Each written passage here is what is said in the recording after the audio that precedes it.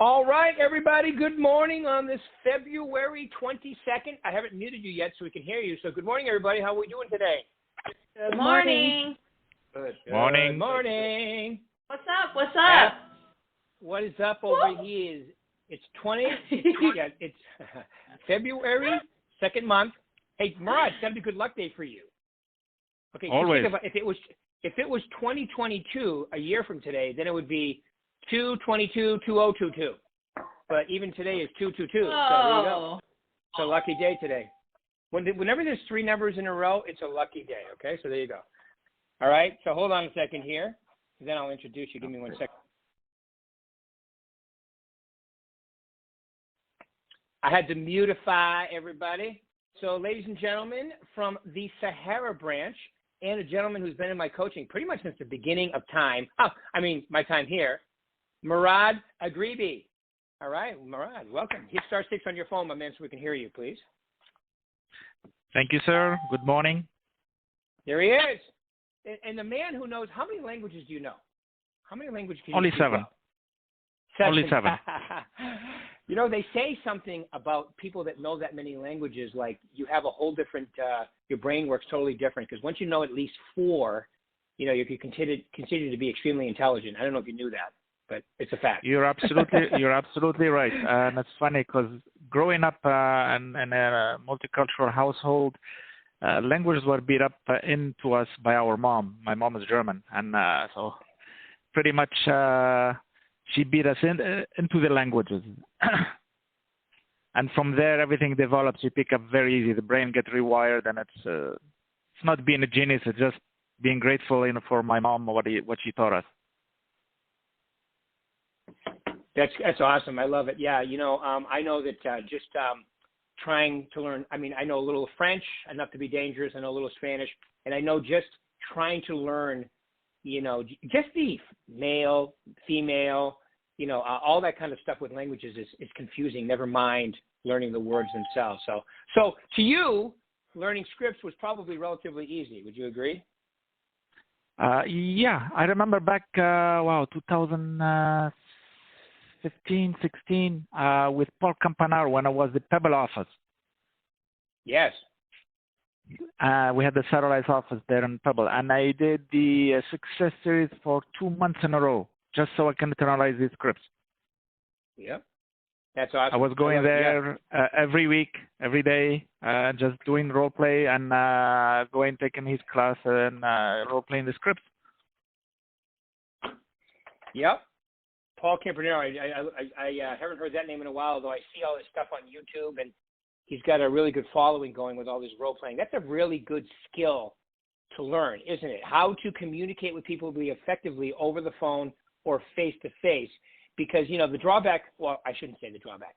The negative on scripts, the people that don't use them say, but I sound like a robot, I don't want to sound insincere but what do you say to all that? I do role play every day, almost religiously. Very few sessions I did miss, and it's funny, you learn. Every time you practice, you learn, and I do tend sometimes to intimidate the newbies, and because everybody thinks, hey, you know all the answers. No, you just follow the rule. You just repeat what they say, acknowledge, hear what they ask you the question, and I follow up with another question. And if you honestly don't know the answer, don't wing it. Just, hey, that's a legit question. Guess what? What's the best way for me to reach out for you to find? I want to find out the answer and get back to you with the answer. Yeah. So we're here in this business to provide a service and provide them with an honest answer. We're not here to just swing it. And why we can first find out why we even call people to begin with. We call to find out if we can help them, if we can be of any service. Yep, absolutely, and that's the key right there: being of service to people. And it's very obvious whether you're calling to be of service or you're calling with commission breath. And commission breath is stinky, ugly, repulsive.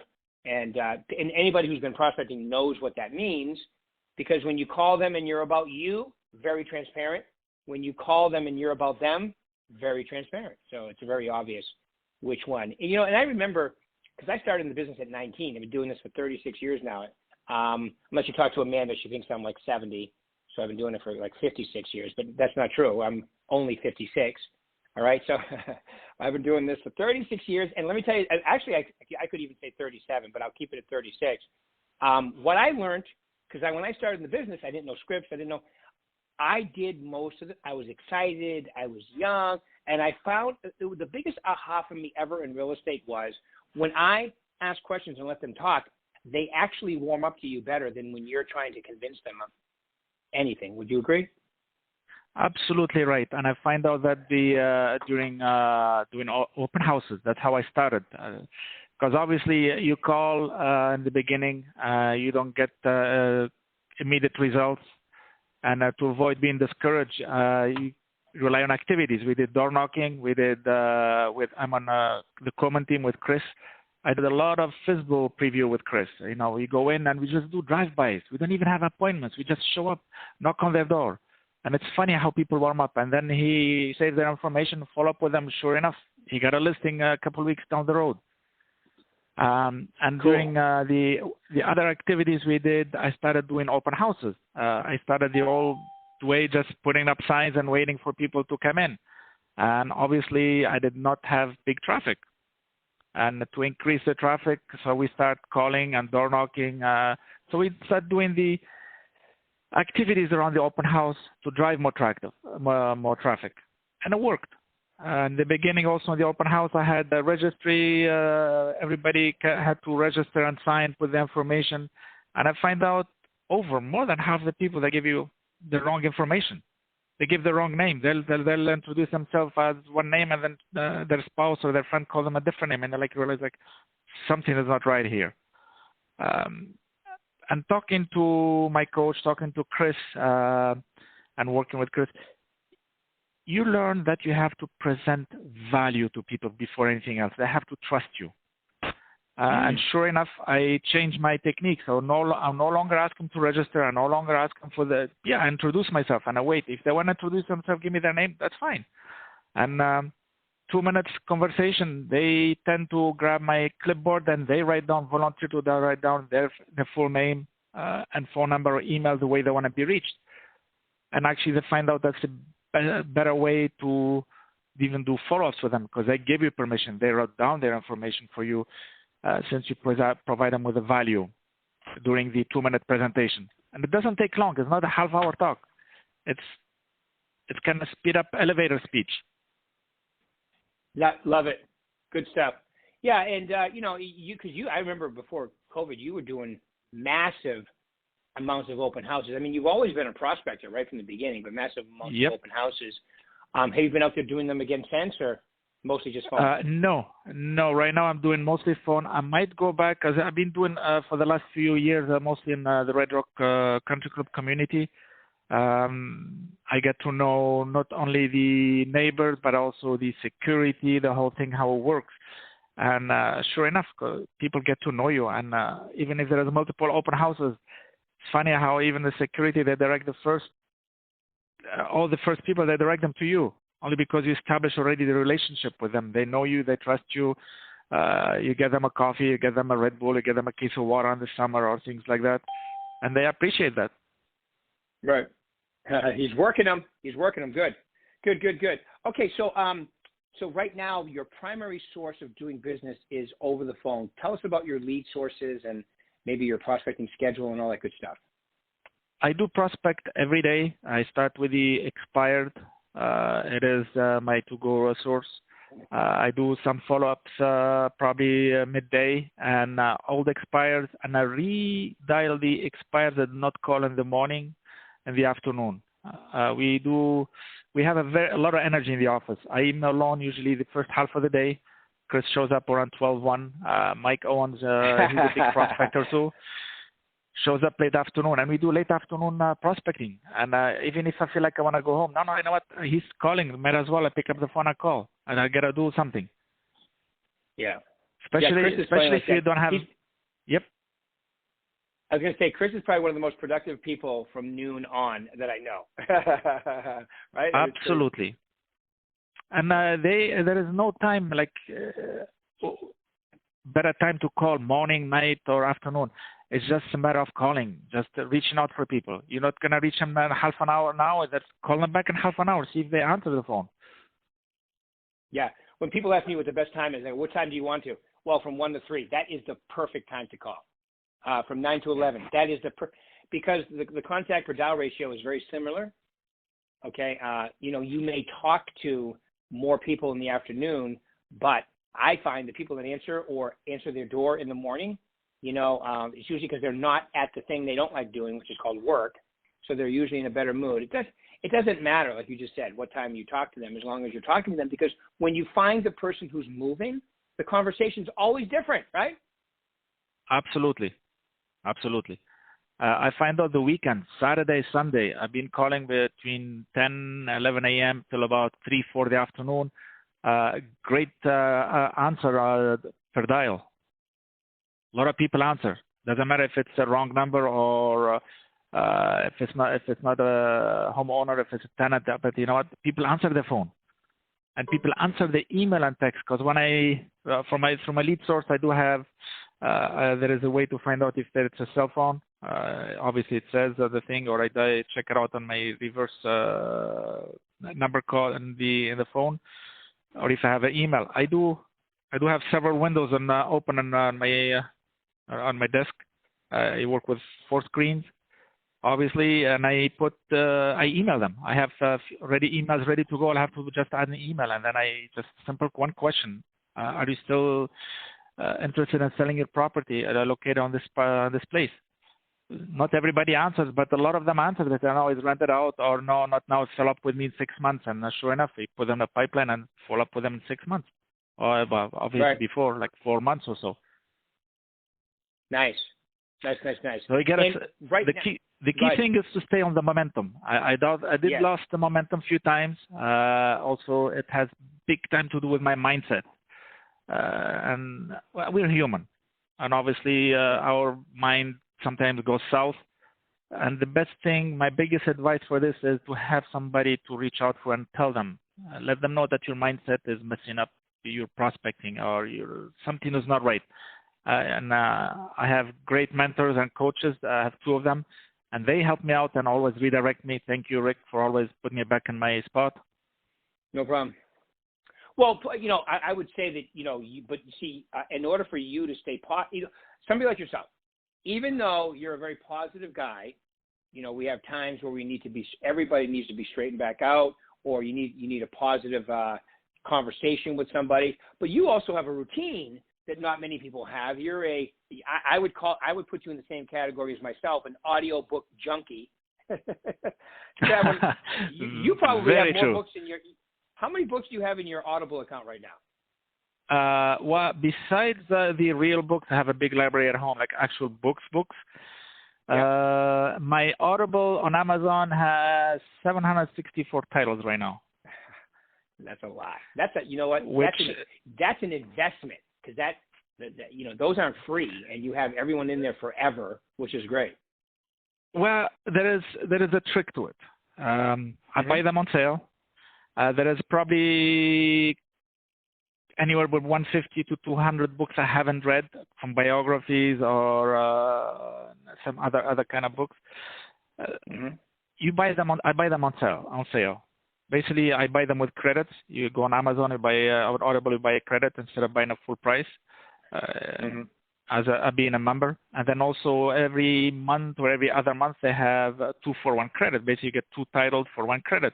And all I do I put the certain books that when I browse my shop, just put them in your wish list, and then sure enough, you get an email and like, hey, one of your favorite authors is on sale, and you get 2 books for 1 credit. So basically, most books I bought them for like $5 versus $20, $30 or so. Right. And I reward myself every time. Every time there is a closing, I reward. I set a little budget. Hey, I did a closing. There's so many came in. Let me spend some money on books. That's awesome. Reading helped me a lot. I buy the credit. Yeah, I don't know how I would stay sane without my audiobooks and reading too, because I have, like yourself, I have a tremendous amount of physical books, and I also have a tremendous amount of and a lot of the books that we're talking about, for your mindset are on YouTube for free. So anybody can get started with the real, with the books that the foundational books are all in there for free. Some of the best books ever are on YouTube for free, the Audible versions. Very true. I do have about a couple hundred books on MP3 format, and that you can put them. I put them on a hard drive, on thumb drive. So if anybody would like any of these books, just reach out from you. Bring an USB key, at least 64 gig, and you get a full library there. Wow, that's a great offer there. So give me your email address. Mourad, which is my first name, at Agrebi, Agrebi.net. Or you can text me 702-325-6656. Or even better, you can join us for Roleplay on the Sahara branch. And even if you're not in our office, you can Roleplay with us in the morning. And sure enough, just ask me right there and then, and we'll find a way to share the books with you. And if you're not already with the Sahara branch and with another company, then all you have to do is join the company. Amanda and Suzanne will be happy to welcome you in. Very true. Sorry. Yes, I love it. Okay, so all right. So anything else you want to mention about how you do it? Maybe your favorite lead sources or anything like that. I know you like expired, but is there any other ones that you like? I do call also just listed, just sold. I do follow up. My biggest fear for a long time was the sphere. I would not call my sphere, even my life depend on it. And I had to overcome that fear. I don't know why. It's funny because even you eat, people cuss at you, even the biggest, toughest expired. I'll eat them for breakfast. But the people I know, and they like me, they did business for me, with me, I don't know, I felt like I'm not comfortable asking them. I felt like I was begging or something. And I tried it. And sure enough, I get quite a few deals out of them. And I'm getting almost over that hang-up. So I decided since then, while I'm driving, if not listening to an audiobook, I will dial my SOI while driving. Yeah, that's awesome. And I find out, because you distract, you drive, and you just catch with them. Yeah. Go ahead. No, I was going to say, some people think about that. Some people would rather, let's put it this way, it's like the fear of public speaking. Some people would find death more exciting than calling an expired listing. And you just said, I eat them for breakfast, which I think is great. But that's a mindset that you've developed over time, isn't it? Yep. I love what Jerry Seinfeld says. He says, think about this, 90% of the population consider death more exciting than public speaking. You've heard that before, right? So he said, that means at a funeral, a person giving the eulogy would rather be in the casket. I always find that hilarious, but maybe it's just me. All right. So anything else you want to mention about prospecting and just listed, just sold.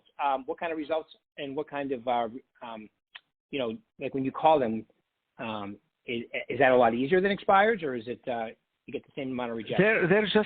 They're conversationals. A lot of them, they're just great conversationals, and I do not follow up with them as I should, because some of them they might consider they think they know, and I just leave it alone as is. If hey, maybe I'll know somebody, I'll reach out for you. But then I do not make the effort to call them back. Maybe I should do some follow-ups in that regard. You know what? Might as well. You know what? I'm gonna make a note. I'm gonna start doing that, even for those who did not give me any referral, just to follow up with them, see if they have any other referral. Lately, I've been also thinking outside the box, and I have a couple, one buyer that I have hard time finding them a property for them. So we looked what is available, looked at the new construction, and now I'm looking into the recent expired and withdrawn over the past year. And he found 3 properties that he really, really likes, and I'm reaching out with the owners and basically asking if they're willing to to sell their property since I have a legit buyer. Great. Love it. I love it. That's awesome stuff. Awesome stuff. Yeah. See, now listen, I'm going to give you a little piece of coaching advice here, and I've told you this before, but I want them to hear this.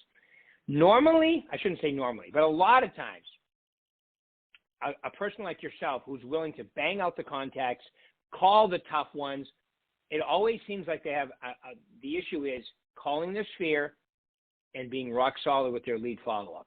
So remember now, with the VAC 2.0, you have every reason in the world to be killer about, once you have them, they can be getting stuff from you on auto, and if they check it, it notifies you. So if you get real consistent with your sphere and real consistent with your follow-up after you've created them, that's where the home run happens, my man. I do have one that I did put on a VAC, and this was about the last January. And his plan is, because he's in the process now of selling his two businesses, and one in Michigan and one in and he's selling his multi-million-dollar property in Florida. It's already on the market. He's moving into Vegas, buying a property anywhere between $3 and $6 million this summer. And he's Nice. on a search now, and he's actively looking. And I got him through the VAC. I had a few phone calls that I stopped following up with him, and now he's actively looking on a weekly basis. That's great. Awesome. All right, cool. All right, so now I got to ask you this question, my favorite question. So knowing what you know now, based on, now you've been in the business for a little while, okay, and, rocking and rolling, what would be the 3 most important pieces of advice you would tell them? I wrote a couple of things here, and this, I believe, I got it from Brian Tracy. Decide what you exactly want to do. Make a decision. What do you exactly want to do? And then you must determine the price you're gonna pay to get what you want to. Mm-hmm. And obviously resolve to pay the price. So if you like in real estate, it's all about closing and doing sales. I'm going to summarize it this way. You reap what you sow, but you must reap before. That's why you prospect 30 days, 3 months, 90 days, and then that's when we do the closing, about 3 months after when we had the first contact, most of the time. So we got to put the effort. We got to make the contact. We got to know exactly what questions to ask and how to proceed, how to make the presentation. Because obviously we're here to talk to people, meet with them, and then make a presentation. Right. That's the key. If they're qualified. Right. Absolutely. Cool. Anything else you want to mention? Yes, I did a few presentations where I failed, and I learned that I did not focus enough on the client's needs. I focused more on the market stats, or I focused more on what their house is. That's all irrelevant. It's all about the client's needs. If you know exactly, and you can ask them straight blunt, what are your needs? They will tell you something today, and then ask them the same question in 2 hours, or ask them the same question in a few days, and see if it's still the same or things change, and focus on their needs. Good advice. I love it. Yeah, once again, they can tell when you're about them, and they can tell when you're about you, and it's always better to be about them. This is such a crazy business when it comes to that. I mean, and people, I think a lot of people, because, a lot of trainers teach closing and the ability. Closing is really just, asking questions and fulfilling what they want. If you can do that, closing is easy, right? Objections are just questions that you haven't answered yet. So if you look at it that way, as opposed to I need to be an unbelievable negotiator and supreme sales skills, and it's really just being human, listening to them, like you said, repeat and approve, move on to the next question. That pattern that I talk about on my YouTube channel, having quality conversations, is critically. People think, well, that sounds, like you're being underhanded. No, it's learning to communicate. Just like you have to practice scripts, you got to practice the pattern to communicate properly. If you want to be a supreme communicator, it takes practice. If you want to be a great piano player, it takes practice. Right? I mean, practice makes perfect. Absolutely. On the key of the negotiating, negotiating is such a beauty, and it's such simple, but we overcomplicate it. And a lot of times you just if you give the ball back to the other side and you just ask them, so what's the solution? What do you think should be done? And just zip it. Let them come up with a solution. And then you present that. And sure enough, they gonna open up, and they're gonna, if it's sometimes it's unrealistic, they're gonna realize it once they voice it, like, and you can emphasize like really, that's, you're gonna break the deal over $500. You're gonna break a deal over malfunctioning switch. Is that that's what it takes? Does that make sense to you? Yeah, exactly. And a lot of times there is very small, easy solutions, and a lot of times we as agents can come, you know, at the other side, quite a few agents I worked with, they're very cooperative, and we did fix the small things. It's not a big deal. We don't want to lose the deal. We'll make the client happy. You know what? Hey, it's $200 to fix that thing. Not a problem. Well, here's $200. Not a big deal. Right. And sure enough, the transaction will close on time. Especially in today's world with the interest rates being free, 2.5%, whatever, 2 3/4. I mean, if you can't, buyers have to understand today that the deal is in the interest rate because, you know, I mean, there's so many reasons that interest rate is incredible. Paying down the mortgage, your payment, it allows you to pay for more. So if they're super focused on just the price, then it can create problems for them. Absolutely true. And a big thing here with buyers, when we work with buyers, even with sellers, we have to educate them. And the best thing is sit with them and show them what is there on the market live and get them ready. Yeah. If you really like a property, we can do two things. We can just lowball them and lose, and we're going to keep looking, running around. Or if you really like something, you got to put on a value on it. And sometimes be ready to pay over appraised value. Are you ready for that? And if they're really willing to go that route, they will go for it. They're going to make the decision. We're not. We're just here following the market, and the market dictates on us how we're going to behave. Right. So true, my man. All right. Any final thoughts you want to leave these wonderful people? This has been great. I would love to answer any question if they have any questions for me or any challenges or anything. Anybody have a question? All you have to do is hit *6 on your phone, and we can hear you. *6. Questions? They usually don't. That's the thing, because you know what I'm saying? They're muted and they've been listening, so they usually. That's why I stopped doing that at the end of my calls, because they just don't. Well, you ask me questions, and the other thing you guys should all know is that Mourad's on every one of these training calls. He's never missed a coaching call with me. Okay, so we're at time anyway, Mourad. So let's keep it simple, everybody. We'll keep it rocking. Okay, we'll do this again in a week, Mourad. Thank you very much for your time today. It was awesome. All right, and I'll talk to you soon. Everybody else? Thank you, sir. In a week. Thank you. Thank you. Talk to you soon. Thank you.